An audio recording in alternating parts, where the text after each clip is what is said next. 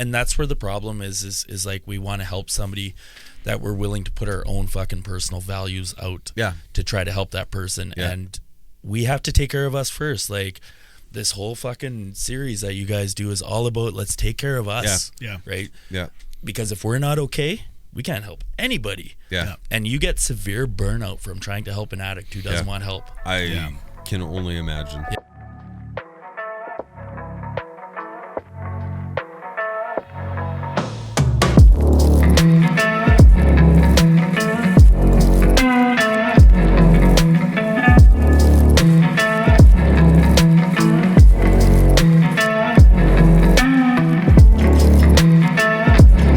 Welcome back, everybody, to the next episode.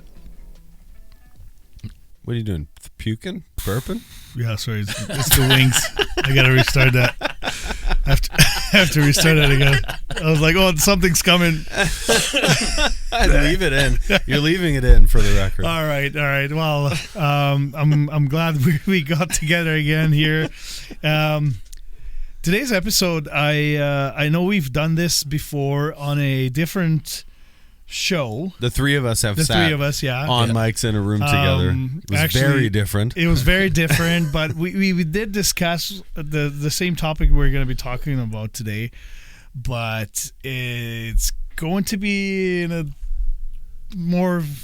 I think a little different. Yeah, it'll be a little more... what's the word? Yeah, let's call it serious. I mean, we're laughing right now.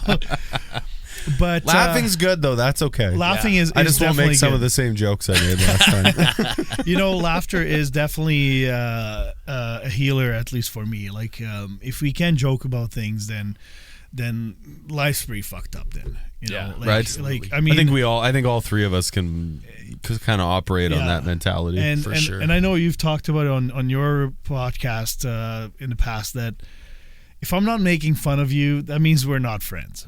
Yeah.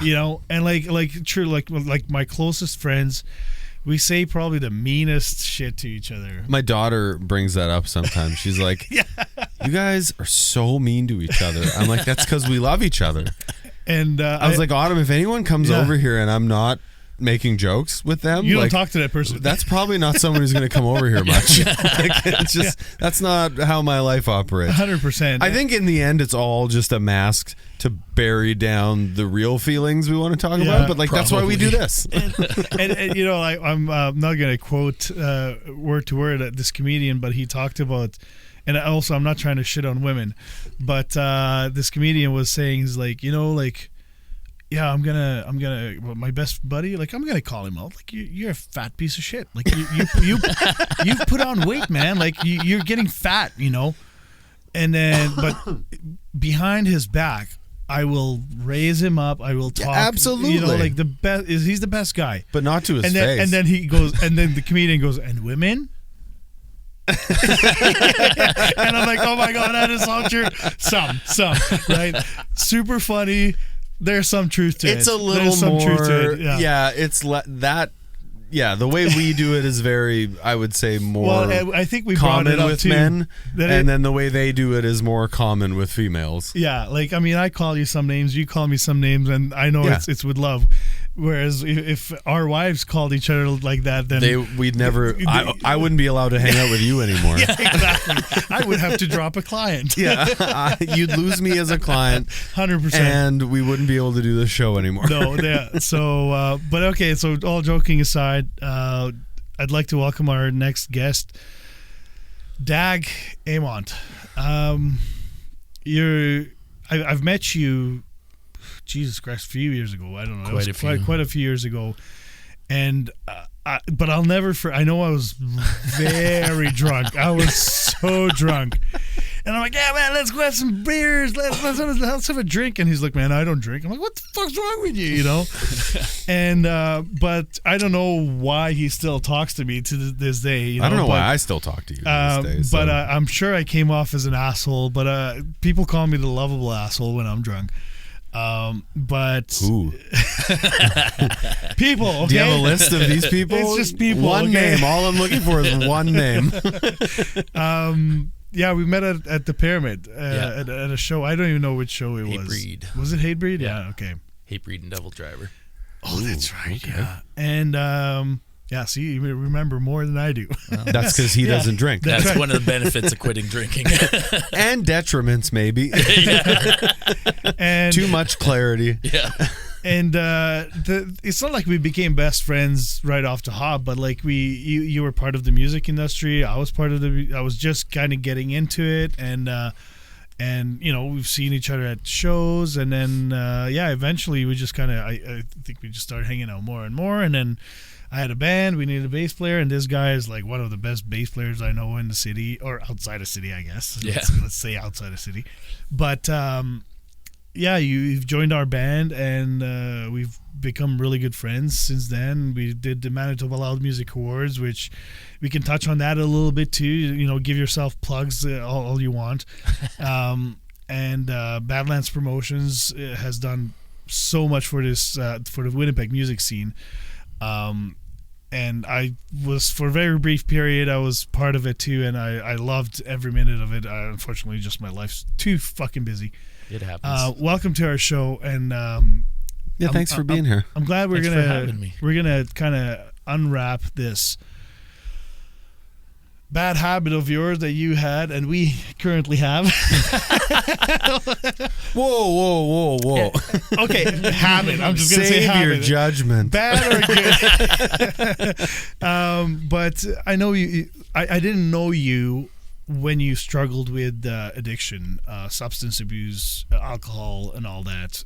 I've only heard stories from you, and I think today we'd like to kind of take a deep dive on that, on that time period of your life that you went through those struggles, and kind of what helped you get out of it and what happened after that. So but yeah, as I'm sure you listen to every episode that we put out. Oh, absolutely. I definitely didn't just tune in on my way out here. We do a check-in every show, and it's just a little scale that Tim kind of introduced to the show from his own experience to kind of know where we're at right now.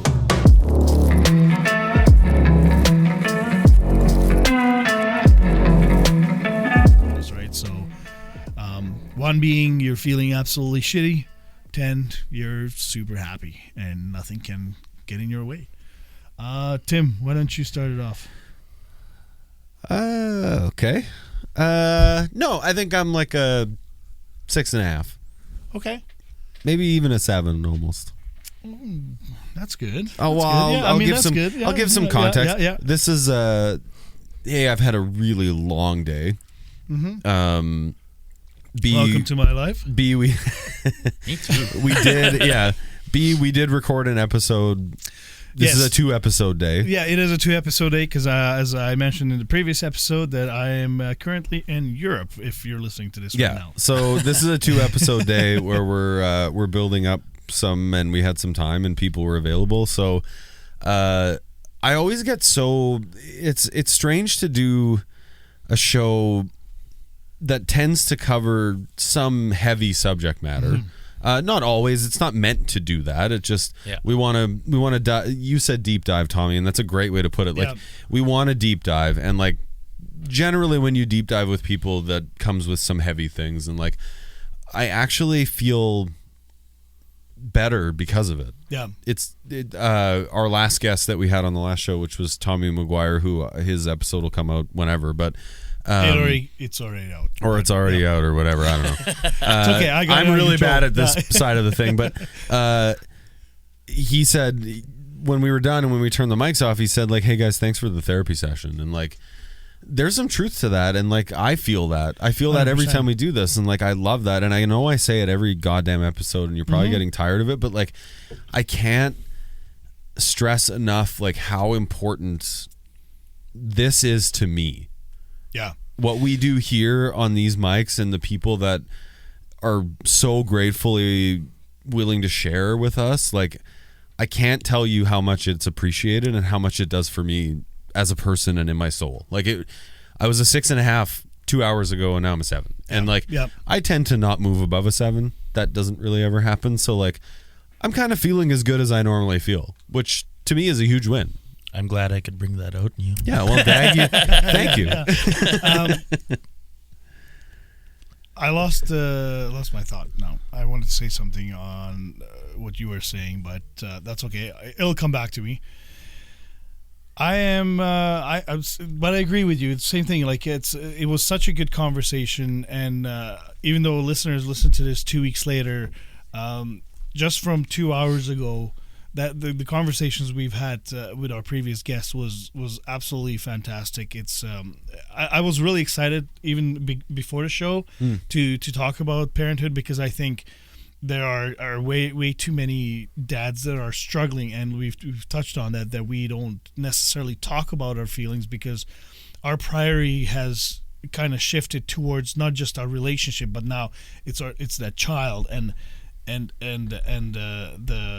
we focus on the mom, and then our relationship, and then ourselves. And Tommy had said a few times, like, oh no, this is when I need to put myself in the back seat.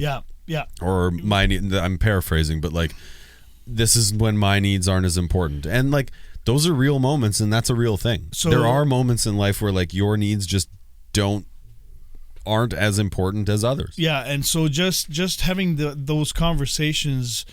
Right away, my mind kind of started going, and I'm like, holy shit, okay, yeah, that's right, this is important. So it's something that I'm taking from that episode, and I'm going to apply now to myself, my relationship with my wife, and my relationship with my kids as well. So I'm already feeling better, from 2 hours ago. So I'm going to go with a solid 8. Nice. Yeah, it's awesome. A solid 8. It was actually, 8.5, because I think I was an 8 before that. Awesome. So yeah, definitely moved that bracket up a little bit. And I love these. I know what I want to say. So I love these pre-recording shows. We kind of have to bang it out, so it sucks because it is a heavy day.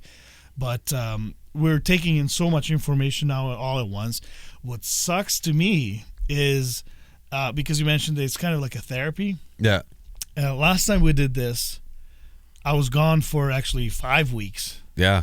And then started redoing everything in the studio, so we didn't record for I think over 2 months. And I was actually missing that. I was like, we just need to record an episode so I can kind of get this. I got to get some shit off my chest. Yeah, exactly. So it's I love this, and I really hope our listeners get the same thing out of this. And if you do, please let us know. I love hearing any feedback from this. So yeah, love it. Yeah. Okay, so you're an 8. Dag. Generally, I'm an 8 or 9. Okay. I mean, and that's very accurate. Yeah. I don't see you necessarily down or pissed. If I see you pissed off, it's kind of like a temporary thing. There's a reason, and you know how to handle it. Yeah, and I mean that's taken a lot of practice. That's taken a lot of skills. Yeah, I'm sure we will get into that. Yeah. And so generally I'm usually an 8 or 9. I've learned how to reach out to people. I've learned how to talk to people. I've learned how to not hold in my emotions anymore. Granted, there is dark points where I don't feel like I feel like that burden, but those are so few and far between now, and that's great. So right now I'm probably about a 9. Nice. Okay, that's fantastic. Glad to hear. I don't even know if I've ever been a 9. It's amazing. You should try it sometime. I think I was there. That's a 7 for me. I'm doing it right now. Can't you see how happy he is? Excellent. Okay. So you guys have known each other for a number of years? Yeah, quite. I'm assuming 2018, I think. Yeah. Okay. Yeah, I think we've met way before that, but I think 2018 is when we've actually can consider each other friends. Yeah. Okay.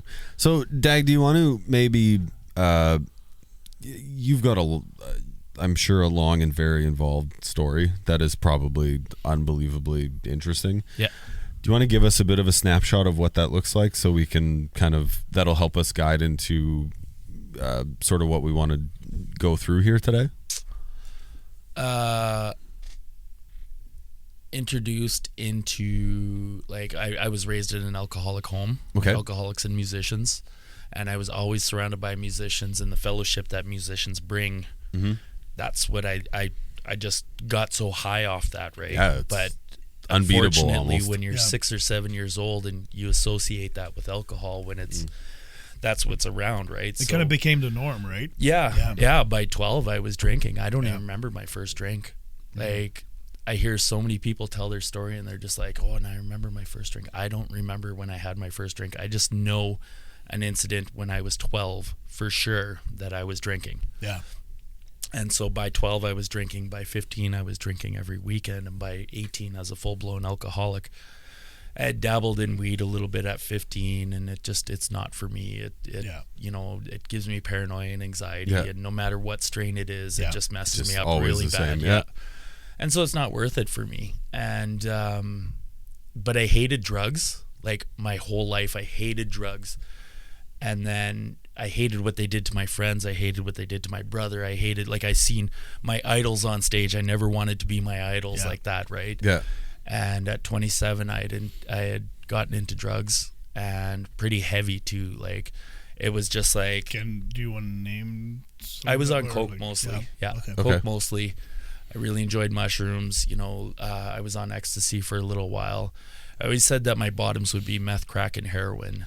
I think those are pretty valid bottoms. Pretty valid bottoms. I think that's fair. Yeah. And so 3 months before I got clean, I'd done fentanyl patches. Okay. We didn't have any drugs around. Like, nobody had any in town. And what's a fentanyl patch? So it's a slow release. Like, fentanyl is one of the strongest opiates. Like opioids. And they have patches that sort of slow release and, like, into your system. Is that like how can you get your hands on? They prescribe them. Like, they are something that are prescribed.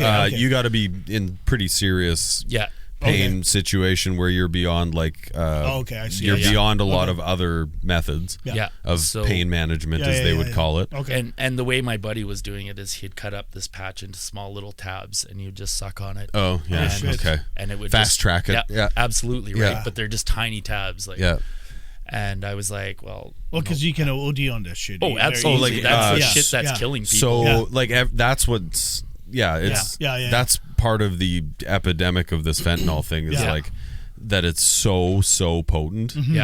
And then we've got, like, it's a whole thing. Chinese fentanyl coming in, which is worse in black market and not regulated. And in China, like, it's legal to produce it. Yeah.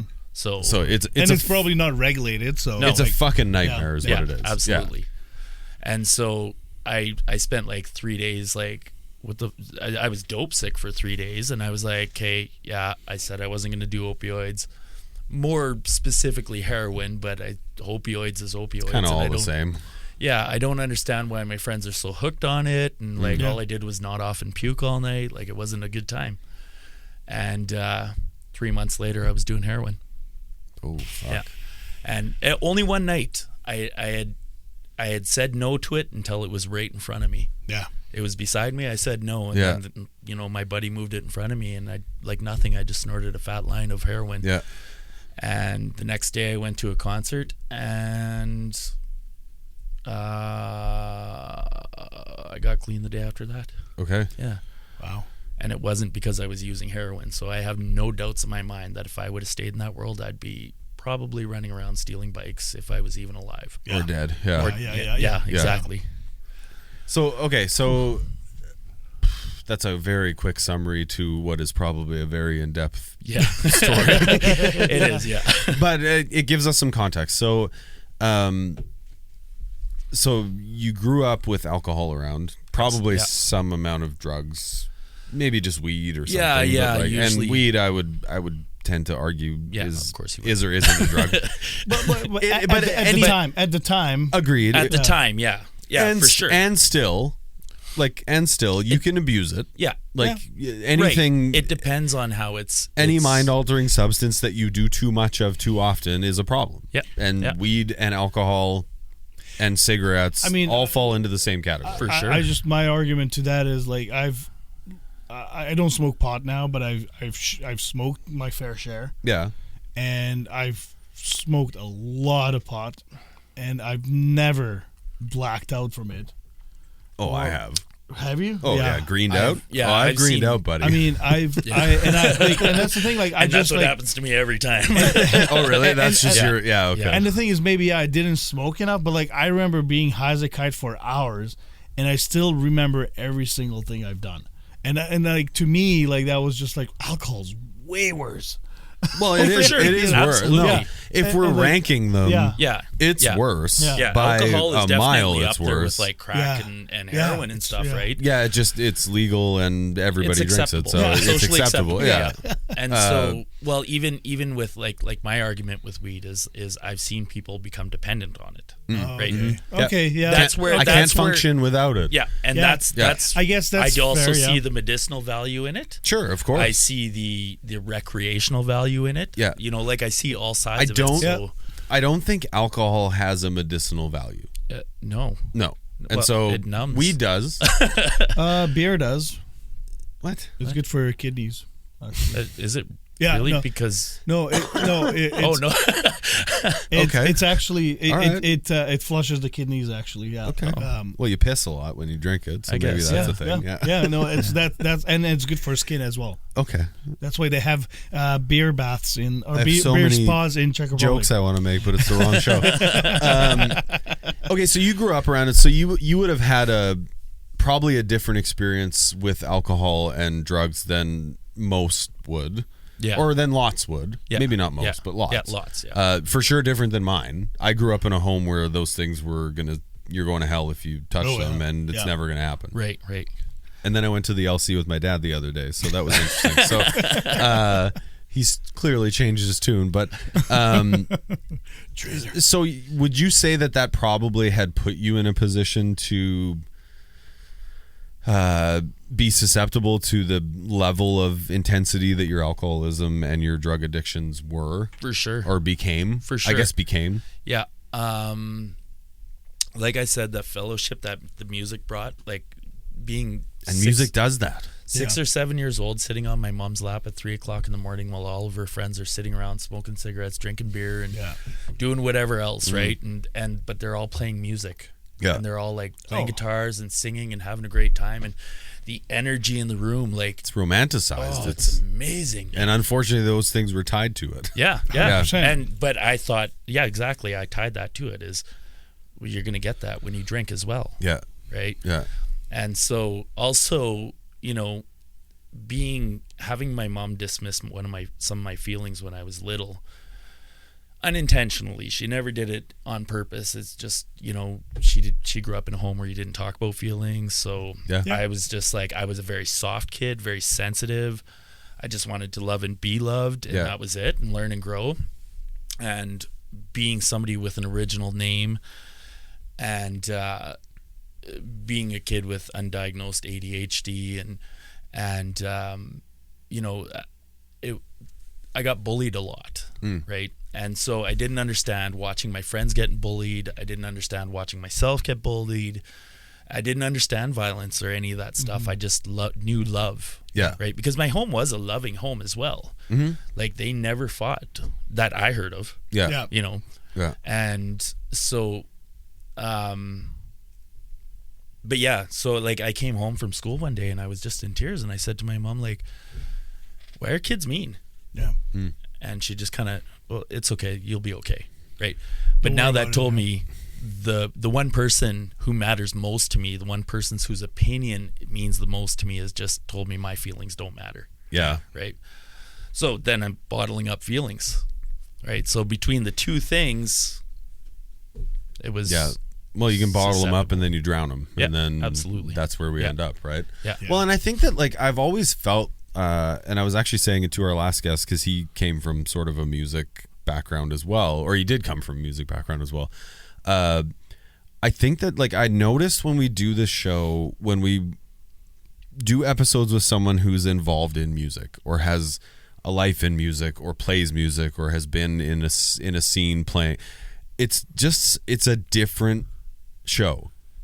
Right. It's not like having an accountant sit across from me and work on deep diving. Yeah. We're musicians. We're all of us here are musicians or have been, and like we're comfortable with we're a lot more comfortable with emotions, with bearing emotions, with exposing ourselves in that sense with talking about those things. We're all way more comfortable because music does that. Yeah. Like music, you write songs, you express people emotion and feelings. And I love, like, you use the word fellowship, and like there is no better word than fellowship for like what music creates. Absolutely. Unfortunately, in your circumstance, it came along with fellowship of things that weren't so good. But that's what happened, and so what was your, so you said 18 you were basically full blown going for it. Like you were just an alcoholic, drinking all the time. How did that affect your life? Like your relationships, your friendships, were you playing music at that point? I was attempting to. Okay. I couldn't find the right people to play with because like growing up in a small city, like we have 19,000 people where I live. And where do you live? In Portage la Prairie. Oh, okay. Yeah. Plap. Yeah, good old Plap. Yeah. And like, you know, a lot of the people who were in the punk music scene when I was growing up, a lot of them, the people who shared the same lifestyle I did, they moved away, or, you know, like a lot of them went to Banff to go work and stuff like that. There was a few who didn't really party like I did, so I didn't really feel like I fit in with them. And then so at like 19 I started actually really getting involved in the music scene, like playing and stuff like that. Okay. So yeah, it was just like I was already fully into it, and then I found a group of guys to play with, and I played with them for I think 2 years before everything blew up, maybe a little longer. But yeah, it was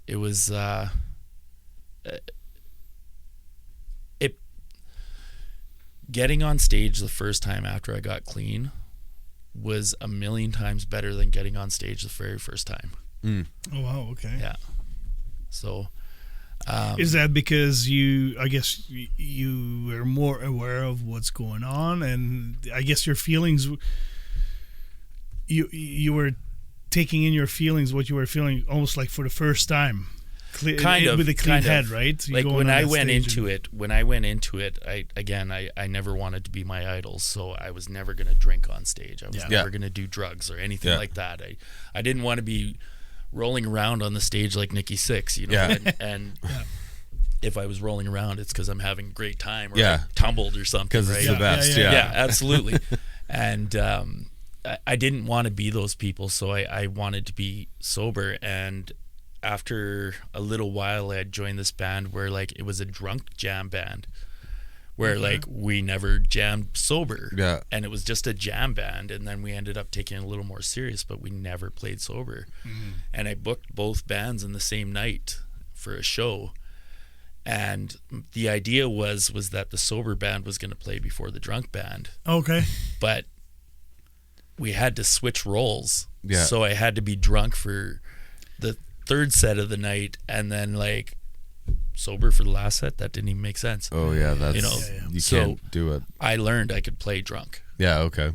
And I always did after that. Oh, okay. Yeah. It caused ripples throughout the years. My behaviors were quite subpar. Like if I was still in that world, I was just telling somebody about this the other night. If I was still in that world, I would have been canceled. I would have been in that cancel culture. Like I would have been one of those people who would just like, that motherfucker's not welcome in our scene. Yeah. So do you want to elaborate on that a little bit? You don't have to go into specific details, but as in like, where you hurting somebody, not necessarily, not physically, not physically, yeah. But I was hurting relationships. Okay. Yeah, I'll say that. Yeah. And I was I didn't care who I screwed over. Basically, I was making friends in the music scene just to try to sleep with their wives or something, right? That's how horrible it was getting. Yeah. That was later on. Like it got really bad later on with the drug use and stuff like that. But at the end of the day, I didn't love myself. I didn't care who I was gonna fucking hurt. How are you gonna care about anybody else? Yeah. Right. Yeah. Absolutely. Yeah, you were top priority. I had myself convinced I loved these people, and I do love them, right? Like the real me does love them, right? The hidden way past the booze and everything like that. That me did love those people, and I still do to this day, right? But I've had to make a lot of fucking amends to people. Yeah, I believe it. Actually, I was just kind of thinking, like, I'm gonna throw this question in there. Like, have you actually like heard some people where you went back and just made peace, like hey, sorry for Isn't that part of the is that part of the process? Yeah. Okay, yeah. So and do you still have that relationship now? So you had a relationship with somebody, you fucked them over, let's say, and then now a few years later you kind of went back and be like, hey, I'm sorry for that, and you're continuing that relationship now. So funny story. That makes sense. There was this band, and I won't say their name, right? But there was this band, and the drummer and guitar player, husband and wife, and they were just engaged at the time, or they were boyfriend and girlfriend or something like that. And I got along with them really good. Like, they're nice people. But my shitty addiction caused me to message her one night, and he messaged me back from his profile, and he just said, "That's not fucking cool, man. Okay. You're super fucking disrespectful." And I was just like, I didn't get it till the next day, and I was just like, "I'm sorry, man. I was really fucked up." And blocked, right? Yeah. Get it. Okay, I have to live with that now. Well, and you must have had how many of those scenarios? Well, over a period of years. Years go by. And probably 2017-ish, 2018-ish, I booked a show in Portage, and somebody had suggested this band come out and play. So I didn't do any dealings with them. It was just suggested that they come out and play, so they came out and played this show.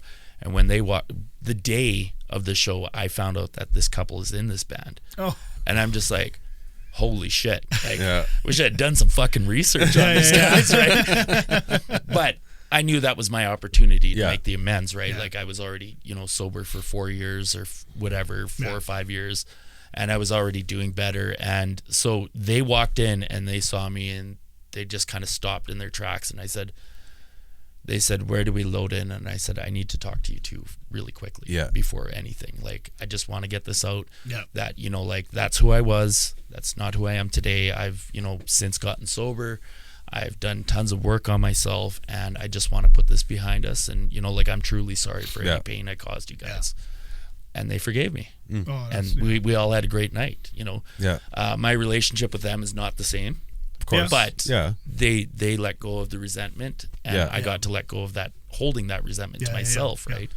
Is that, do you find that in that situation people are generally forgiving and gracious? Not always. Not always, yeah.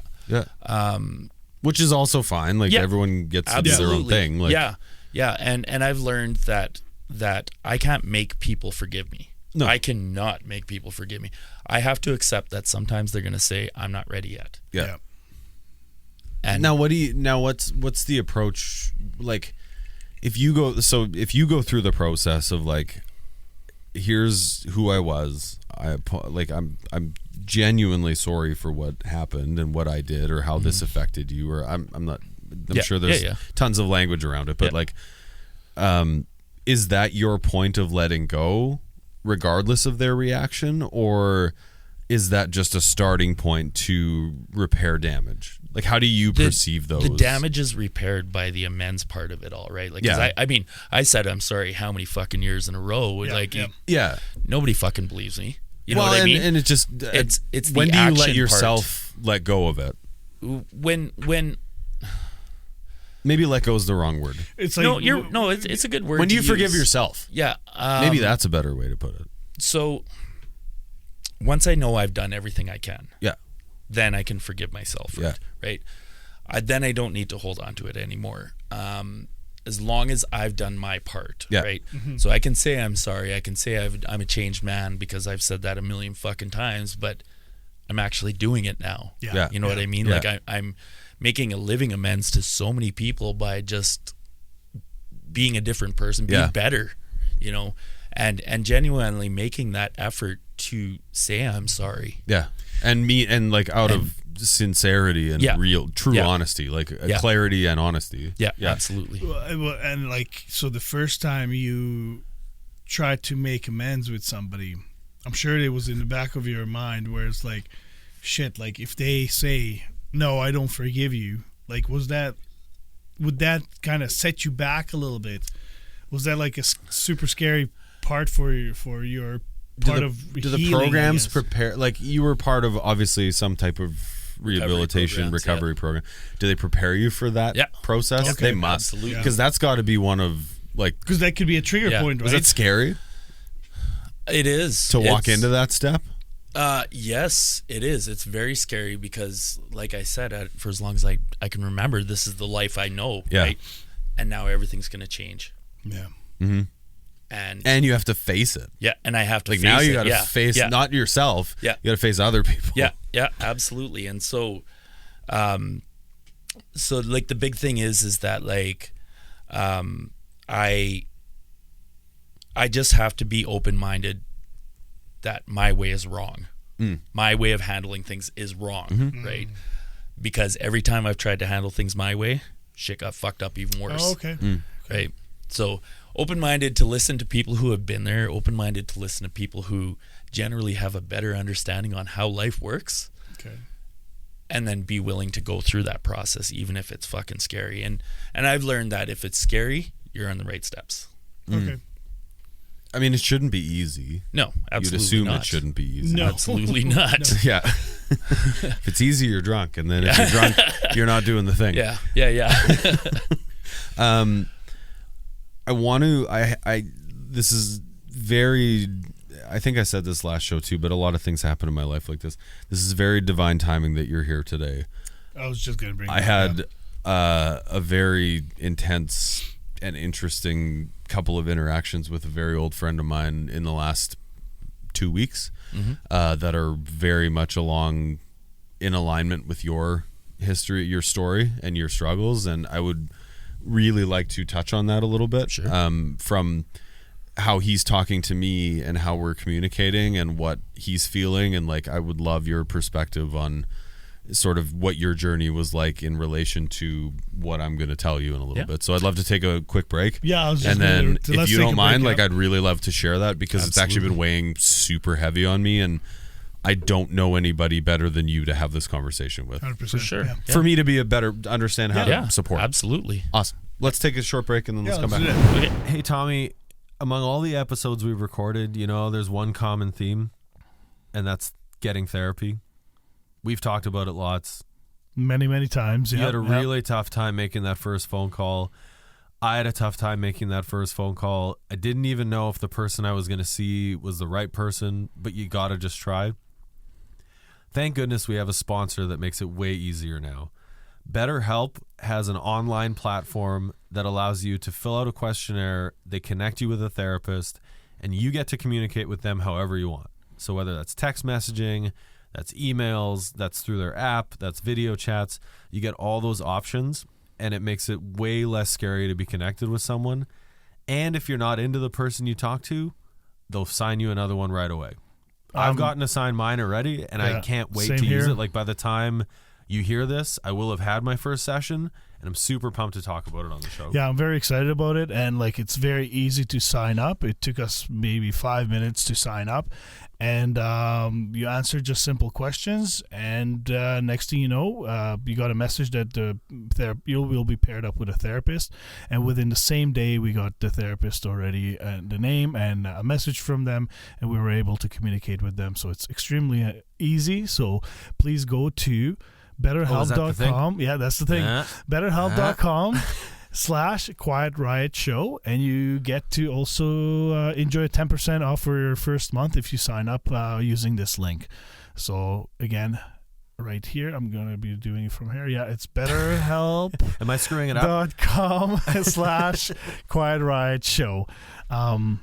Yeah, sign up today, and you're not going to regret it because I'm already enjoying it. Just the fact that we connected with a therapist. Me too, man.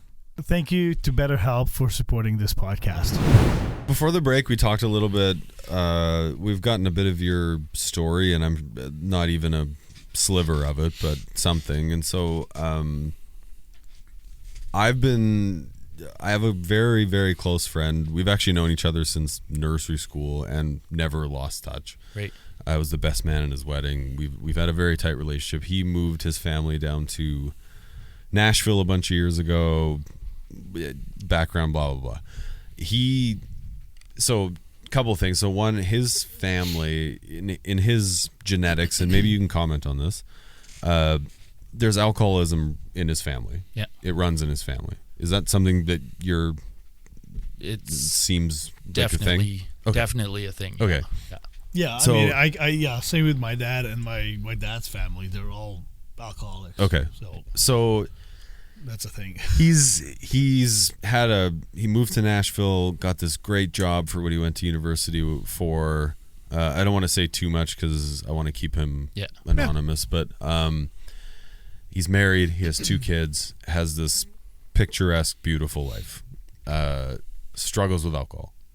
I only found out 3 days ago how bad it actually was, but it's bad. So he was drinking too much, and he's not abusive when he drinks, but Right. it's just he was drinking too much. His wife was uncomfortable with it. Yeah. Well, it affects his surroundings. It affects right? his life, Yeah, regardless of whether he's yelling at them or beating them. It still has this negative impact. So she kicks him out. He goes to rehab. Says he can't afford to go to rehab for more than 2 weeks. Goes for 2 weeks. Should have gone for a month. Comes out not fully equipped to deal with coming out of that. I don't. The feeling I got from chatting with him, I talked to him the other day actually for quite a while. He said 2 weeks wasn't enough. Right. You've had those experiences. Do you want to? I'll sort of pause and look for your feedback. I think we can probably open up this conversation to like a learning experience for people who don't understand alcoholism for what it is, and B, like maybe are a part of it in their lives in some form and don't understand what to do. Well, and I also something like that. Somebody is that knows that they have a problem, but they are maybe afraid to make that step to go into rehab and just kind of like maybe talk about like what that experience is like. Well, and I don't know what rehab's like, so well, why don't we start there? I don't know what rehab's like either. Okay. I never went. Okay. I wish I did. Okay. Don't get me wrong. Like I've seen. Pardon people, me for assuming that you had been to that. That's okay. I wish I did because I probably wouldn't have struggled in sobriety as long as I did. Okay. Rehab gives you the tools to function. It gives you a safe place to be while you're learning the tools to function in society. Addiction is much further than that. The reason they call it a disease is because of the way we think. Okay, the way we react to things, and like I said earlier, my way is the wrong way. Yeah. Right, and that's my addiction brain. That's the way my brain processes things. That's the way I handle things, and so it gives you these tools to work on some of the stuff that created you to turn to substance to numb or substance to just function, right? And it helps you acknowledge all those things, but there's maintenance after that, and that's what it is for me. Is I have to continue to maintain these things, and I have to keep stepping out of my comfort zone to keep trying new things that are probably better for me, even though my brain tells me not to. Yeah. Okay, so you have to constantly check yourself Every day. because what your brain's telling you is often not. It's not the right thing. Yeah. Or the right. It tells me to do destructive things. Yeah. Okay. Does that ever change? No. That's just it gets easier in time. Sure. Right? Like today, I'm not so dependent on my recovery groups. I'm not so dependent on people in my recovery because I know they're there, right? And I do keep in contact with them regularly because they've shown me that they actually care. Whereas a lot of the people from my old days didn't give two shits about me. Yeah. Most of them didn't even notice I was gone. Yeah, I still have people, like I've been sober for almost 11 years, and I still have people coming up to me saying, hey, do you want a drink? And I'm like, or let's have a drink and catch up. And I'm like, I haven't drank in almost 11 years. And they're like, shut the fuck up. When did you quit? You know, 11 years ago. You didn't even fucking notice I was gone. What does it matter? You know, so it's a daily maintenance thing though, because I know that when I stop doing my self-care, when I start pushing away the people who are healthy for me, when I start pushing away people who generally want my best interest, and I start associating with those people who, because that's your default your default behavior. Is push the good people away, bring in the negative people, and just love the shit out of them. And when I stop taking care of myself, those people start showing up in creeping my life. in. And these people slowly stop mattering, and then I become angry, I become sarcastic, I become passive aggressive, I become, you know, like all these people I'm not. You know, I've gone back to being that 8-year-old boy who just wants to love and be loved, right? Like I said, most days I'm an 8 or a 9. You know, because I just love life. I love everything about it. I love all the people that I've met. I love everything about. I love my journey, you know. But then when I stop taking care of myself, I start finding the resentments in it. What does taking care of yourself look like for you? What is that? Well, like doing things like working on the stuff that hurts me, my past traumas, handling situations before they get out of hand. If I've created a situation where like I've made somebody upset at me, like I get on that right away, right? So those are little life skills I've learned. Self-care is also, you know, like showering every day, making my bed every day, brushing my teeth, you know, like my hair's colored, I take care of my hair. Like I do things for me as long as it's not putting me out. Because again, my brain will tell me to do things for myself in excess, right? Where like it's just like, okay, so I've got this much to pay my bills, I can afford to get my hair done, I can afford to maybe get a tattoo, maybe an hour session, but my brain will tell me to go for a full 3 hours, you know, like, and then I'm like, fuck. And then I go into panic mode, and then it's right away like, oh shit, I need to spend this money on something else that's going to give me instant gratification. So, and that stems from the root of what that all comes from. Like the root of addictions and all that. It doesn't just apply to substance. No, it's actually everything. Substance is only a symptom of the disease. Right? So, like I said, we do destructive things, you know. So one of the destructive things we do is we go.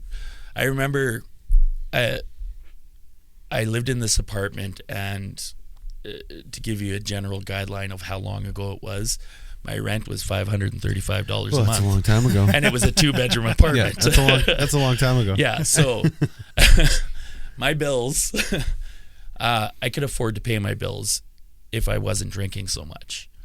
And so I would get a check where like I couldn't manage money or anything like that. I would get a check and I'd just be like, fuck, I called in sick too many times like during this pay period.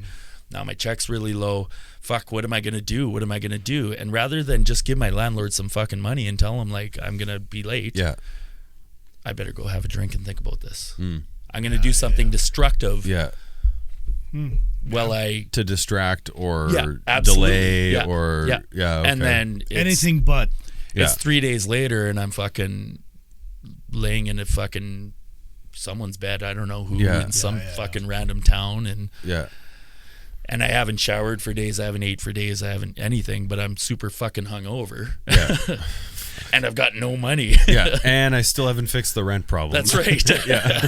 I've actually made it worse. So you mentioned that you've done some recovery groups. Right? So and you haven't done rehab, but what is the difference other than I understand that in rehab you're there in that facility and going through the steps, and recovery group, I assume you go there like meet once a week or twice a week or whatever.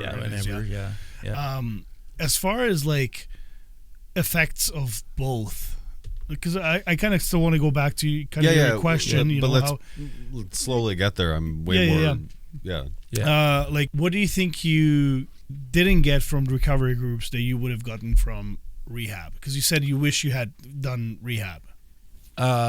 So one of the things would it just be kind of get you where you are right now sooner, or is there sooner, something else? Yeah, probably sooner, because being in that safe place, like I know, and I can't say for sure because I wasn't there, right? Yeah. But I know that like the last time I was at a stabilization unit, I went there and I was determined to fucking learn everything I could, because that's why I was there. I wasn't there for the holiday. Yeah. I wasn't there for a little break from society. Like I kind of was, but but they taught me things, and I listened, right? And when I got clean, when I realized that shit, if I quit drinking, I'll quit doing drugs. If I quit drinking, maybe I'll quit mistreating women. You know, if I quit drinking, maybe I'll pay my fucking bills. Yeah. Maybe I won't be $75,000 in debt. Yeah. Because the only people getting paid are drug dealers and beer stores. Yeah. You know, if I quit drinking, maybe I'll fucking go to work every day. Far-fetched, but or most days. Yeah, most days. I won't be hungover. You know, when I'm there, I might be better. Yeah. But I guess it's small wins. I guess you have to like. Right. So at that point, I was determined to do whatever it took to get clean. Yeah. Except go to treatment. Yeah. And that's again, that's my head saying. Is that it's just that's a mental thing. That's because rehab or treatment, whatever you want to call it, that's a really dramatic shift. Yeah. And one that's forced to essentially can be forced upon you in one way or another. Yeah. Like my buddy's wife said, no, you're going to rehab. Yeah. And like, or this is what the consequences of that are. And like, well, what are you going to do? Like, and he had a great job. He was functioning well at his job. He was showing up to work to a point, which we'll get to. But like, he was a psychiatrist in one of the top 7 school divisions in the United States. Like, a career man, like a really, for sure. and a very smart man, a very honorable man that I've always known, and I've known him never to be anything different. Right. Yeah, we drank together, but we had fun every time we did it. Yeah. Like that's where I was at with it until fucking 4 days ago. Or 3 days ago when I learned a little more about this. And so he went for 2 weeks. He didn't go for the full month, which was, or 20 some day, whatever. Yeah. He didn't go for the full length because now I want your commentary on this. He said, I couldn't afford to go for that long. I can't be away from work that long. He said to me, and he said this to me 3 days ago. He said, likely just excuses. Yeah. Is that how you perceive that? Totally. This is not unfamiliar commentary? That was the excuse I made, was I can't be away from work that long. Okay. I have child support to pay. I have child support to catch up on. Yeah. I have like all $75,000 of fucking debt. Like everything just got chaotic in my fucking head. I can't be gone for a whole 28 days or whatever it was. Yeah. Okay. So that was his moment in that. So he went for 2 weeks. He came out. He stayed clean for what ended up being quite a while, more than 6 months. Yeah. Then something happened to his. So she had kind of told him at this point, like, here's what you're doing. Here's how it's affecting our family. And here's what's going to happen if you don't fix this. Like, if you don't correct this, this is what's going to happen. Yeah. Like, we are leaving. We are, like, she gave him plenty of warning. Yeah. Like, years of warning. Yeah. Then, so everything was sailing along fine.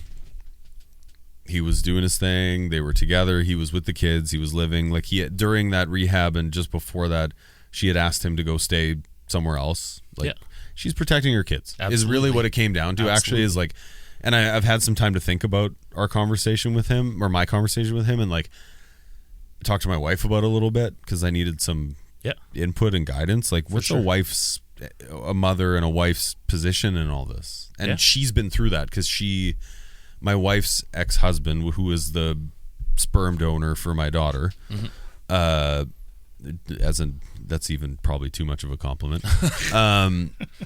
He struggled with drug addiction, alcohol, like every addiction you can find. Which I guess it's all just one. He struggled with addictions, to whatever level, and so she actually understands how that works. And she had a daughter in that scenario who she had to protect. She had to protect not only herself, which she was actually willing to sacrifice for her daughter. Our daughter. So he had been given fair warning. She ended up getting some medical news that was negative. They lost a baby. They were having their third child. She was pregnant with their third child. She lost the baby. Those things obviously set him off. Talk to me about triggers. Triggers and tools to handle said triggers. I did not see that question coming. I was trying to figure out where you're going with this. But very good. But that's why I keep you around. But thanks. That's where that daily maintenance comes in, right? The daily taking care of yourself, like going to the recovery meetings. Like people are like, "You still go to those fucking meetings? Like you've been sober how long?" And I'm like, "Well, if it's not broke, I'm not going to fix it." Right. So, and another way to look at it is like, if a diabetic stops taking their insulin, they're going to get sick again, right? If I stop going to my recovery meetings, I'm going to get sick again. Right? Or you're sure not doing yourself any favors. Right. Absolutely. Right. So why would I just not go sit with these fucking junkies for an hour and talk about shit that we're all familiar with, right? And then chances are I won't use that day. It's really that simple. Is that what it's about? It's like that day, that hour, that I guess everyone's got a different timeline as you go down the process. The other part of addiction for me is I will look into the future, I'll look into the past, and I'll live in those two areas, and I'll just piss all over today. Like there was a saying I once heard: if you have a foot in yesterday and a foot in tomorrow, you'll just piss all over today. And that's what I do lots. Right. So just focusing on today, my brother, who is also in recovery, tried my way of getting clean, and it didn't work for him a lot of years, right? Whereas me, it was just like, okay, I'm done. I have to be done forever. So I got to be fucking make sure I do whatever I have to to make sure I'm done forever, right? Now, do you not to cut you off, but do you feel like you're a bit of an anomaly in that sense? I definitely am. Okay. Because like one of the things I struggle with is when people come into recovery and then they go back out. And then they come in and they go back out. And no matter how many meetings they're doing, no matter how much care they're taking of themselves, they still make that decision to go back out. Right. And and like you just want to shake them and throw them against the wall, but that's not going to do any fucking good. Is there frustration in that for you? Yes. Or is it angry frustration or loving frustration? Loving frustration. Okay. It's I don't understand why these people can't just get it the way I did, right? Because I came in and I stayed in. Right. It's life or death. I was willing to make those fucking changes, right? And that's where I struggle in certain aspects of recovery, right? Is because I watch all these people. I watch my brother come and go for fucking years and years and years and years. Like he's 5 years now. So for like 6 years, I watched him. He's supposed to be a day more sober than I am. He bought drugs off me the night that I was doing heroin. And then said, fuck this, I'm done tomorrow. And he did. He quit. And the day after that, I quit. And he was sober for like 8 or 9 months and then went back out. And like I watched him fucking struggle, right? And I'm going like, why don't you just fucking get it? Like just come to meetings, keep in touch with the sponsor, like work your recovery. And I wasn't doing all those things, but I was making sure that like my daily maintenance to take care of myself was done. And I was still living very chaotically, but I was doing it sober. So the problem is like without a recovery program, whatever that may be,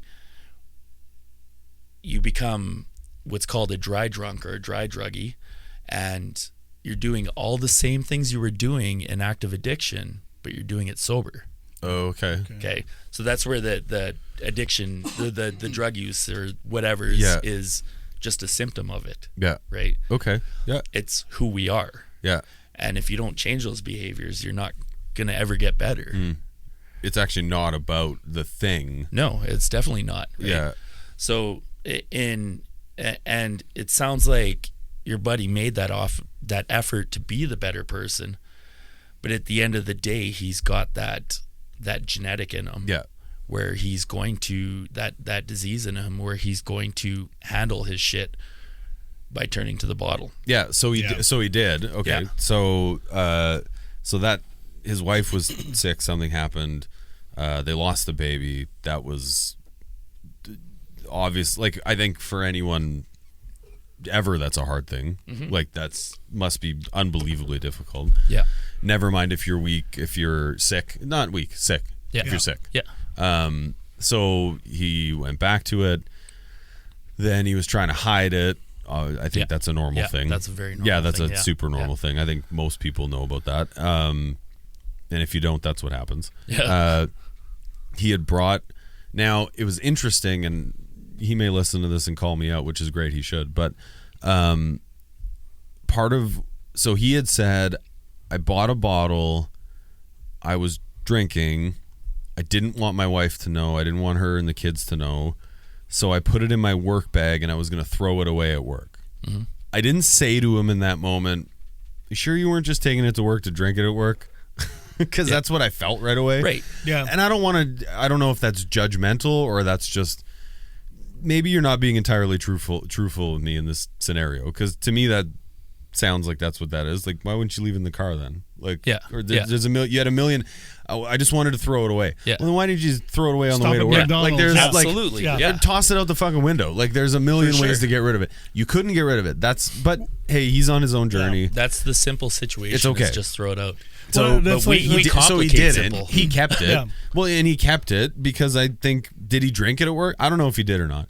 Did he want it there so that maybe he could if he wanted to? Probably. I think that's a reasonable thing to say, unless you disagree. Yeah. So they found it. They have a zero tolerance policy in that field and in those school divisions, which is fair. I think that's reasonable. Absolutely. So his license was suspended. He had to resign from his job, and his license was suspended. Holy fuck. So he had to go home and tell his wife, I lost my job. Yeah. I lost my license for 2 years. Like, it's suspended for 2 years. He's a psychiatrist. That's a real job. Yeah. Yeah. That pays really well, that feeds a family, supports a family, all these things. He chose, like, and he talked to me about it numerous times throughout the conversation. Like, I knew the risks, and I still did it. Yeah. Yeah. Well, and I think people don't think clearly in that state of mind, whether you're under the influence or not. Yeah. That's the disease part of it. You're used to this norm, right? And you're lying to your family, you're lying to your friends, you're lying to yourself, right? And you truly believe that is the only solution. Yeah. And until I guess you change your mindset and get into that, like, yourself, where, like, no, this is what I need to do for myself every day to get better. And continue to do that. Continue the steps. Continue the good habits, right? That stop you from grabbing that bottle of beer, weed, whatever it is, right? In 2019, I dated a girl who was an alcoholic, and she did drugs prior to me, and she was allegedly clean from them or whatever.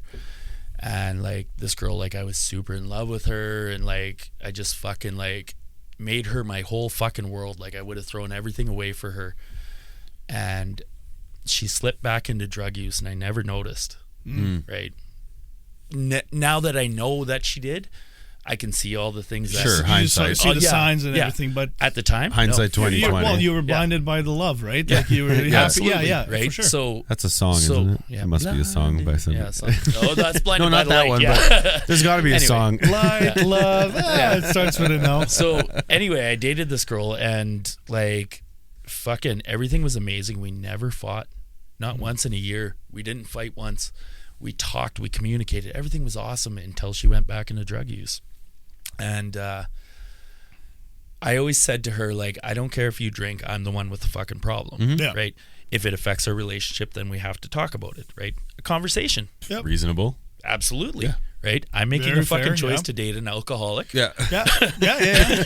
I can make a choice to work through things Yeah. or whatever, right? So she hid that from me, and I just kept saying to her, like, we got to talk about this soon. And she said, I'm not ready to talk to you yet. You know, I need space. And I gave her space. I was more than happy to give That's her this fair, space. Yeah. Right? I didn't want to be overbearing. It's I a didn't tough wanna, conversation to absolutely, be had, yeah. but I didn't know she had used yet, right? I just know that something happened during a fucking drinking bender. Okay. And still blinded by love, I didn't see all the fucking signs that led to her being up all night using blow. And so anyway, she after 2 months of neglect, 2 months of this, I just need more time. I need more time. I finally, like, I was starting to think to myself, like, maybe if I just show up with a fucking case of beer, she'll want me around. Right? Yeah. And this is like fucking 6-7 years clean already. Yeah. you know? It's going against your code. Yeah. And then I'm like, I'm in danger. Like, Yeah. I need fucking help. So, you know, again, going to my recovery groups and stuff like that, and really leaning on my friends in recovery, my family in recovery, because they are like a family. Yeah. And so that got me through all that toughness, and listening to all these people in recovery saying, like, you need to fucking leave that relationship because now your recovery is in jeopardy. Now you're at risk. Yeah. So I finally left it, and it was fucking hard for me to do. Like, to this day, I'm shit terrified that if to this day she came up to me and said, you'd fall right back in. Absolutely. Right. Yeah. Like, Yeah, of course. So I'm happy that we don't talk. I'm happy that, she's moved on with her life and whatever, right? I wish her nothing but the best. And so, then years later, like, my mom died last 2 years, almost 2 years ago. Yeah. Yeah. And That's coming up. that was fucking hard, right? Like, that was like, fuck, the most important person in my life just died. Yeah. And I still didn't fucking use. Like, to me, the only thing worse than losing a parent or losing your mom, and specifically a mom, and I don't care if you've had a shitty relationship with your mom, you lose your mom. If you don't have those resentments to her, if you lose your mom, that's the person that carried you for 9 months. They brought you into the world. Yeah. That's the person who's supposed to, and I say that because some mothers are kind of fucked up that way, but like, generally that's the one person who's gonna love you more than anybody else possibly could. Yeah. Right. Yeah. So when you lose your mom, No matter what. Yeah. I that agree. is like the fucking hardest thing ever. Yep. Aside from losing a child. Yeah. That's the only thing okay. I imagine is worse than losing your mom. Yeah. Right. And for me, like, that lifestyle is not enticing enough for me to go back there. So I'm at a point in my recovery where I know that my recovery family, my recovery group, those are the people I need to lean on, because they're going to help me through all these thoughts of, like, I just need to numb this. Yeah. Yeah. And I know a quick fix. Yeah. I do know a quick fix. Of course. It'll be done probably right away. Yeah. Yeah. I still live in the town I got fucked up in, like, I know drug dealers still. I know. Yeah. Yeah. Like, It's not hard. No, exactly. It's super easy, Yeah. right? But the better option is to stick close to my recovery group, right? And so my buddy had his church. Part of what he moved down there Yep. for was this church and a faith that him and his wife and I'm not here to shit on anyone's absolutely anything. Like, he joined this church. It's a bit of a out there church, but everyone says it's culty, and okay, fine. Well, but whatever. and all I said to him was like, hey man, and I grew up in the church, and I'm the man I am today because of it. Yeah. I don't believe in it anymore, but Right. that doesn't matter. Yeah. And this church has been under lots of scrutiny. There's this documentary. It's a whole fucking shit show. But all I said to him at the beginning is, hey, man, I'm all good with you doing this all with your family. I'm not here to get in your way. Yeah. If you and your wife and your family are happy and healthy and your kids are happy, I think it's fucking amazing. Yeah. Whatever's Absolutely. doing that for you, I think is the fucking best. For sure. Whether I believe it or not does not matter. Yeah. And then the church shut him out. Yeah. Yeah. So he moved down there for this church. That was his recovery group. That was his family. Yeah. Yeah. His fellow church members and everything. And because they've been under all the scrutiny from the media and blah, blah, blah, they cut him out. That's horrible. He told me that the other day. He's like, yeah, they told me I can't be I can't attend anymore. I can't even watch the online fucking sermons. Right. I can't be a part of this at all.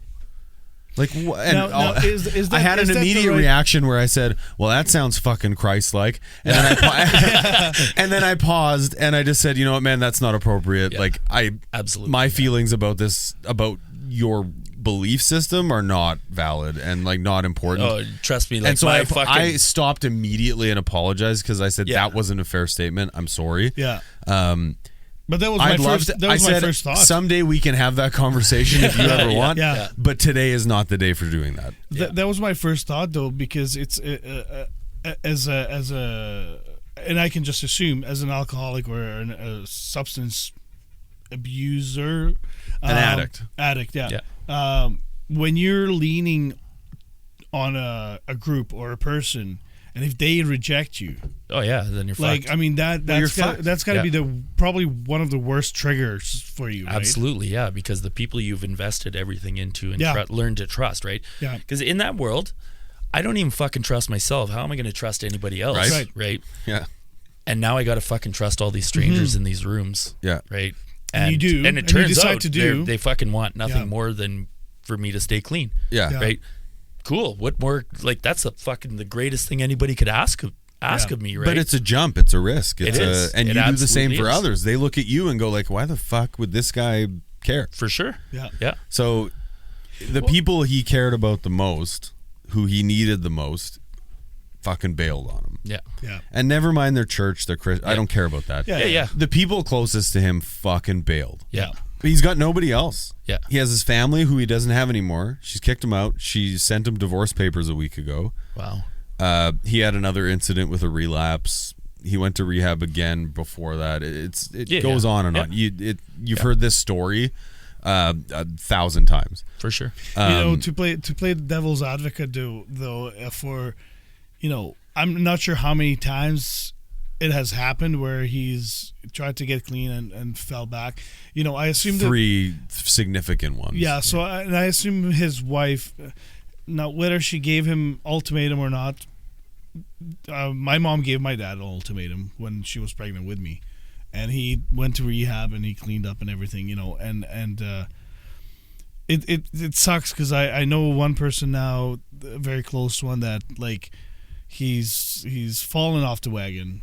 And I think maybe not in your case because you've managed to do it yourself and you're still doing it, but I think many people try and fall off and try and fall off and try and fall off, and I don't think many people can say that they've tried once and then they stayed. Well, again, we talked about Dag's an anomaly. Yeah. Well, and I mean, like, I don't classify all the times throughout my fucking drinking career that I tried to quit, for a day or two or whatever. Those were dry out periods. That's what I was calling them, right? Like, I need to learn how to fucking drink better. Yeah, it's not a recovery. It's not a change. So I see that like maybe his wife was just had enough, and sure, you know what? Like, you can throw the divorce papers on there. Maybe she's hoping that this is going to be a wake up call for him, right?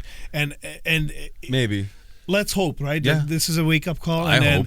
And it just kind of reverses eventually, and they'll be happy again, right? We can only hope for our friends and family, and just to we have to, because if we don't have hope, they're fucked. Yeah, exactly. Like someone has to, and he doesn't. The sticky part about that is when you are in a relationship with an addict, you are the most susceptible to enable that addict, right? By taking him back because he's sorry, taking him back because he's crying, taking him back because things are going to change, right? I fucking said that a million fucking times. Like, it was a part of my regular vocabulary, and it fucking worked every time. Yeah. That does not help me. It just enables. No. Yeah. It enables me, right? So I mean, good on her. No disrespect to your friend. No. Yeah. Good I on understand. her. Like you said, she's got to protect her kids. Yep. Right? And that's usually when you become a parent. That's their number one priority. And that's her. Yeah. And that's her way to end enabling. Yeah. Right. Yeah. I'm not going to stand by and watch you fucking kill yourself. Yeah. Yeah. I need to fucking step back for the safety of our kids, for the safety of myself, yep, and for your safety.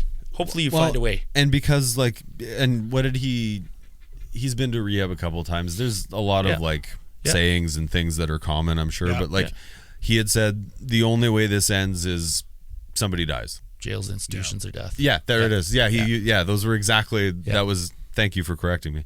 That was exactly what he said. Yeah. So I'm sure that's language that's common and also 100% accurate. It is. Yeah. Like It that really is actually only where it ends. Look at what I said. I said if I was still out there, Yeah. I'd either be dead or out stealing these bikes or whatever, right? Yeah. So his last one, he said to me, he was talking to me about it, and he said, I knew the risks, I knew the consequences, I knew what was going to happen, I knew all of those things, and a $5 bottle of vodka. And then I cut him off and said, "God damn America with their cheap booze." I did cut him off to say that, but then we moved on, and he said a $5 bottle of vodka. Yeah, is why I'm here today. And I said, well, no. I said, how many bottles of whatever have brought you here today? But I understand what you're like. I understand. I said I understand the context of what you're saying. That $5 bottle put him over. That was that threshold. That was the last straw. Yeah. Yeah. Maybe. Absolutely. No, and because he that's said, the reality is. I thought I would break. He said he was crying, and he said, like, I thought I would be the first one to break the cycle in my family. I thought, and I said, well, the cycle's not complete. Too late. Yeah. It's not too late. Well, I just said that to him. I just said, like, well, it's not over. Yeah. You're still here. Yeah. But like, I also said after that, like, nothing I'm going to say to you is going to make you feel any better in this moment. So who gives a fuck? Yeah. But I'm going to say it anyways because I love you. Yeah. And like, whether you want to hear it or not, I don't give a shit. Yep. But like, you're going to hear it. Yep. And then we'll move on. Yeah. And I just said, the cycle's not over. You're still here. You're not dead. His mom and dad are helping him through this. His mom left his dad because of his drinking problem. Okay. Right. And they're both working together to help him figure this out. Yeah. And like, he went from this great job, this great career, this beautiful family, like the picturesque everything. He's renting a room in someone's house right now, making $17 an hour at a job because he can't, his license has been suspended. Yeah. Well, you know, like, what a fucking fall from grace. Like, but I'm sure you've heard this story a million times over. Yeah. We do need to fall down to get back up again. Yeah. Yeah. So I hope he gets up. Yeah. And that's all we can do, right? Like, we can be there, the helping hand. So what can I do? You're doing everything. Okay. Yeah. Tell him fucking straight. Yeah. Show him that's love. what I'm doing. Right? I'm loving him straight. and not bullshitting him I couldn't either. think of a better fucking person to be his support, to be honest. Because I'll just fucking... I really couldn't. No. I really couldn't. No, because you aren't a guy that beats around the bush. Yeah. Right? Yes, you don't understand the entirety of what he's going through. No, I don't have a clue. But he needs that fucking no bullshit friend. Yeah. Right? Because now his support's left him. His family's left him. Yeah. Yeah. You know, he's got nobody, right? Yeah. He's got you, and you're gonna fucking tell him straight. When I got clean, my first sponsor never fucking held my hand. Never. He would never tell me everything's gonna be okay. Yeah. Because I would have fucking manipulated him too. Yeah. Of course. Yeah. Yeah. Yeah. Right. Yeah. Like, no, I'm so sad. Oh, my life is falling apart. Oh, it's okay. Yeah, I got this motherfucker now. He's feeling sorry for me. Yeah. No, I personally always and like I have a very addictive personality. I never have fallen that deep into the hole, but I love straight shooters. Yeah. Like, call me out on the bullshit because, like you said, if you're gonna sympathize with me. Your English has been great today. No, it actually has been pretty good. I'm going to take an advantage of you. Yeah. Right. Yeah. Absolutely. And that's why you talked about that earlier. Yeah. That's why I love you, and I love you too. And like, I have very close friends. One of our previous guests, Glenn Damon, too. He told me straight up when I tried to start my business, he's like, well, you got to quit this. You got to quit this. You got to stop having fun. You need to focus on this shit. Yeah. You want it to be successcul, you got to do this these is what things. it takes. Yeah. Yeah. And I love that because I am one of those people. I'm a lazy guy. Yeah. I'm a comfortable guy. I like my comfort. Yeah.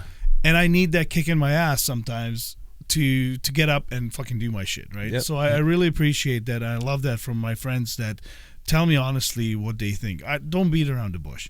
Yeah. And some people might not know that that's what they need. Yeah. Yeah. So, you know, like your buddy there, like, I think it's a good thing that I'm not sure if he reached out or you reached out to him. It was actually strange. I saw it doesn't matter, but I was on I have his wife on Facebook. I have him on Facebook, blah, blah, blah.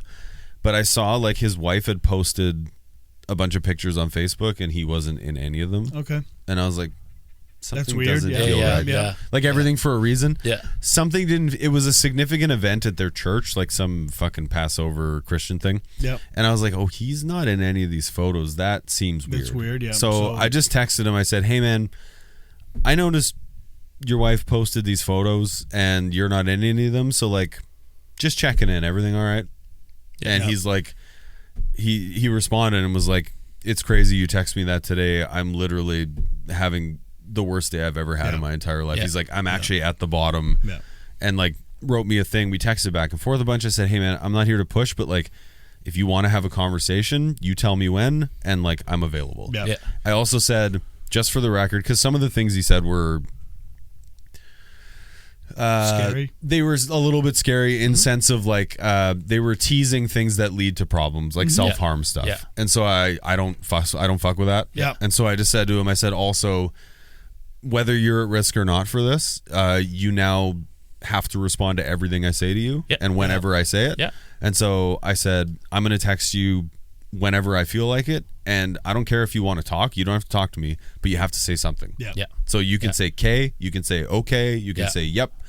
I don't give a fuck, but you're Short responsible fine, to respond to whatever I text you within 20 minutes. Sure. Yeah.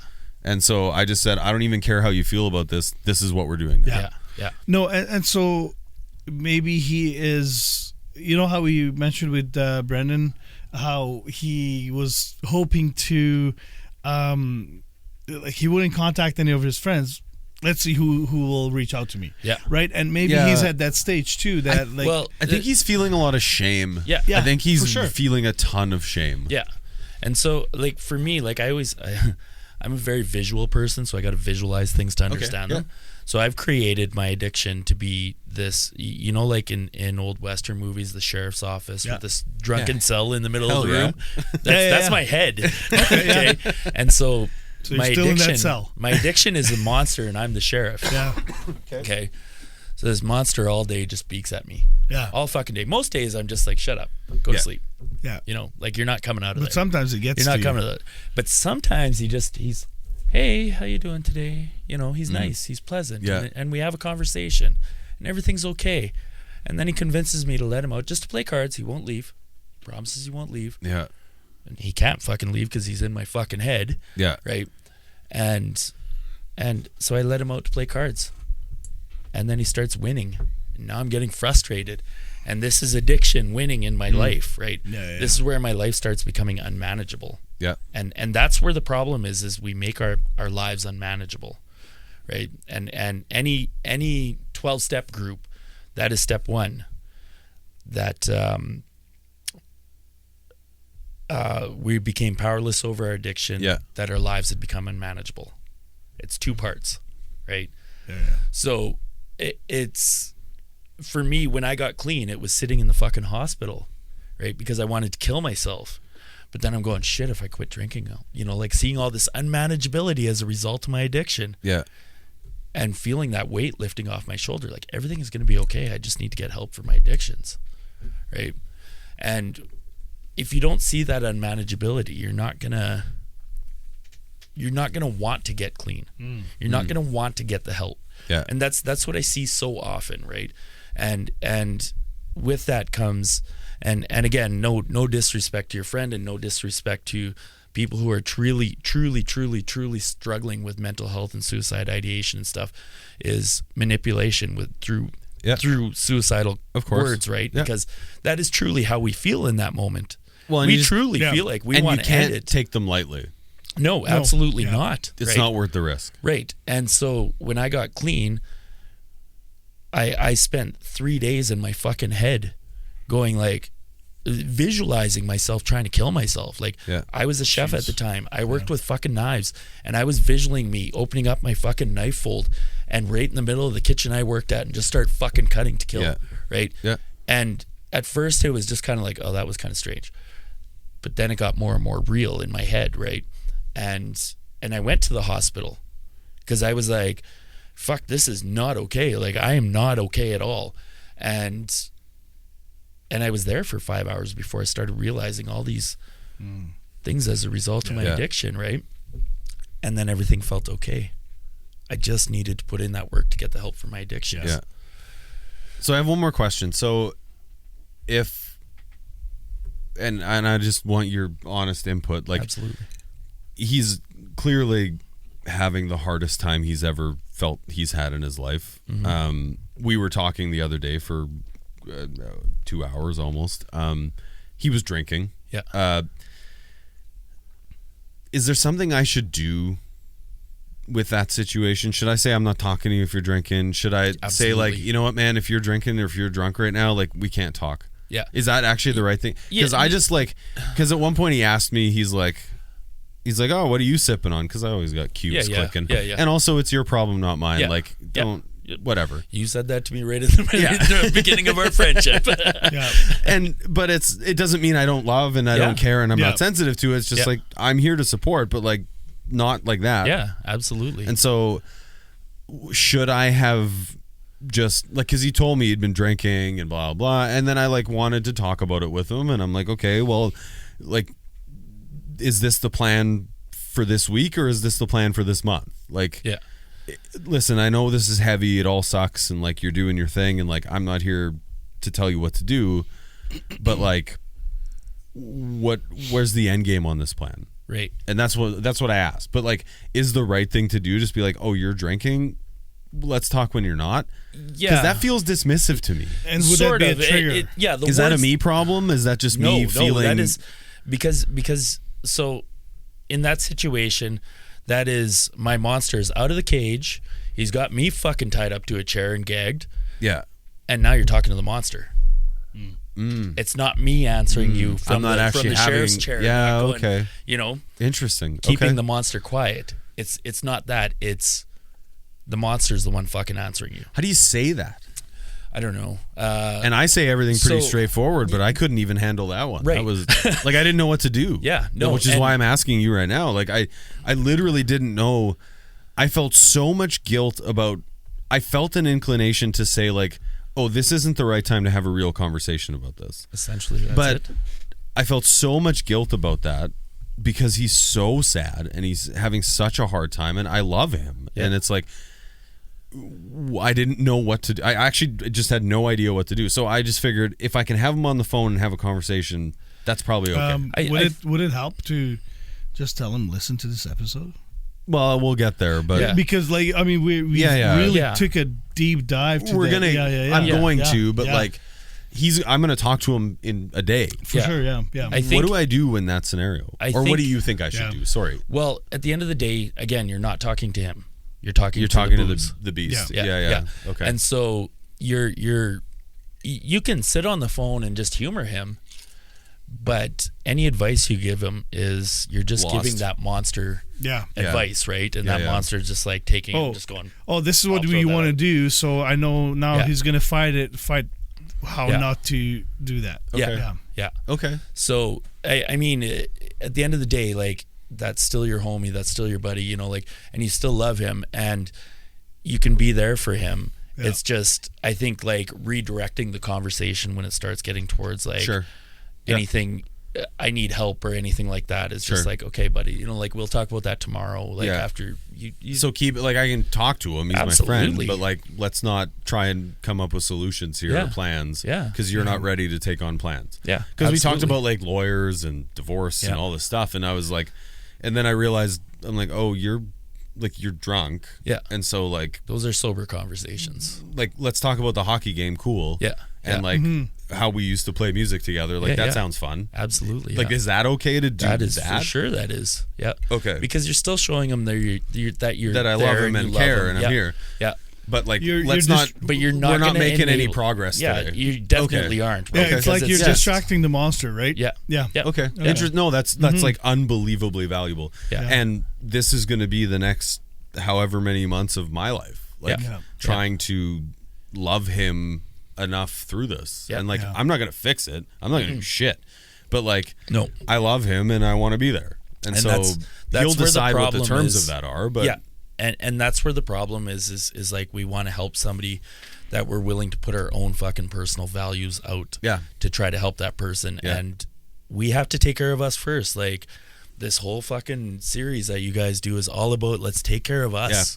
Right? Yeah. Because if we're not okay, we can't help anybody. Yeah. And you get severe burnout from trying to help an addict who doesn't want help. I can only imagine. Yeah. Like severe fucking burnout. Yeah. And like, because it's just beating your head into a wall. Yeah. Absolutely. Yeah. If you're willing, I'd love to send me his contact, because like as I'm going through this with him, because I'm committed to him and I love him, and so I just, there may be moments where I could use a little more reality check. Absolutely. Yeah. Now, just I think we're getting towards the end of the episode, but is it like, would you recommend anything for him to do to get on the right path? Like, you know, like you've talked about getting a sponsor, getting into recovery groups, or obviously rehab is expensive. So are there any cheap, easy methods, let's say, to get on the right path, get that first step? Groups. Ultimately, you have to forget everything you know about living. And be willing to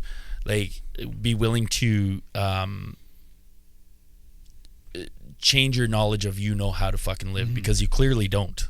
Right?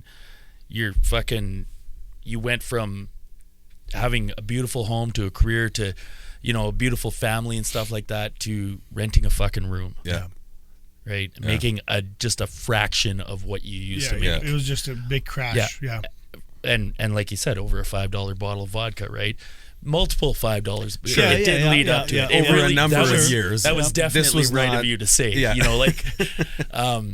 Because it's not just one bottle. It is multiple things, and we often downplay it as addicts. We'll downplay it to, it was that last one, the one I got caught for. Right. It's not the previous 30 that were before that. It was the one right before. If I didn't have that last one, I wouldn't be in this situation. No, you fucking would. You fucking would. But that's the monster. That's the absolutely. So it's like that episode of Seinfeld where George does everything the opposite. Have you seen that? Yeah. Where he's like, I've been doing everything wrong my whole life, and he goes absolute opposite of everything he thinks he should, and his life turns out great. And that's what I've been thinking about while you've been talking about this, and I was like, that's what you have to do. That is so hard. Yeah, it is. It really is, because like even becoming successful in business and stuff like that, like I had to fucking let go of any idea that I knew what I was doing. Right. And be willing. Willing is such a hard thing, right? You got the hope from the other people. You have the willingness to do the work. And then, being honest with yourself and others around you. Right? Being open-minded to hear what the options are, and then being willing to do those options. To take action. Taking action is everything, right? And no matter how hard things can get, your worst day in recovery is still better than your best day in active addiction. Ooh, I like that. There's the title of the episode. All right. Well, dude, thank you so much for this. Thanks for having me. Honestly, like, we had a funny experience last time. We had a show together, and this was a pleasure. And I really appreciate your being candid with us and really exposing that and being honest, because I think unless we hear it from people that are going through what you go through, we never learn shit. Well, the reality is I'll listen to somebody like me before I listen to somebody in a suit and tie. Yeah. And so, for sure, thank you for being here to do that with us. I really do appreciate it. Thank you. I really, really love talking to people like yourself. One of my best friends from Slovakia, he lives in England now.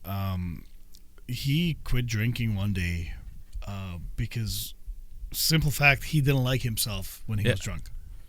And, I would go back, visit him, and I would show up with a case of non-alcoholic beers, and he's like, dude, you don't have to do that. Yeah. I was like, I love to do that. And like yourself, that honestly, you are like, I take my sober Octobers and then I drink these non-alcoholic beers, but you're the other person that drink these. And I want to keep these in my house because if you show up in my door, I want to be able to offer you a beer and enjoy it with you. And just thank you for being you, man. And thanks for being our friend and friend of the show. And I can't thank you enough to share your story, man. It's well, thanks for giving me the opportunity, for sure. And, anytime, come back anytime you want. I don't say that because I fucking look at how many times I came back to the other podcast. You came back after. Well, you probably might have checked if I was there or not. So yeah, we got one of these cups for you as well. I appreciate that. Please enjoy your coffee, tea, and non-alcoholic beers. Yeah. And it'll just be coffee. What's that non-alcoholic soul brew? I think that we tried. At the other show. It was soul brew. Soul brew. Yeah. And honestly, like that was really fucking good. It's one of those things that like as soon as I put it on the ice, I had really enjoyed it. It fooled me, man. Yeah, I'm good. But no, thank you very much for joining us again. And to anybody that's struggling with addiction, Dag, I'm gonna tag you in our pod script as well. And reach out to me, Tim, or Dag if you guys are struggling with anything, whether it's alcohol, drugs. Please reach out. This guy's a pro. He's been clean almost 11 years, and just congratulations, man, and keep up the good work. Thank you.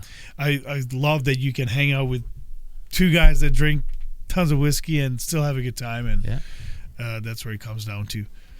Follow us on Instagram and Facebook, Quiet Riot Show, and send us an email. If you don't want to message us directly, just want to send us an email. It's quietriot@gmail.com. And yeah, just hope you guys enjoyed it as much as I did. Thanks again, Dag. I really appreciate it. Thanks, man. Cheers. All Quiet Riot Show episodes have been recorded and produced by SuverMedia. If you think you have an idea for a podcast but don't have the space or proper equipment, please visit SuverMedia.com for more information. We hope you enjoyed this episode, and if you did, please hit the follow button and leave us a review if the platform you are listening on allows you to do so. Subscribe to our YouTube channel, The Quiet Riot Show, and follow us on the Instagram page @QuietRiotShow. Please share this episode with others that may be interested in these topics. If you know anyone that would enjoy these topics, feel free to share our podcast with them. Also, let us know what topics you'd like to see covered in future episodes.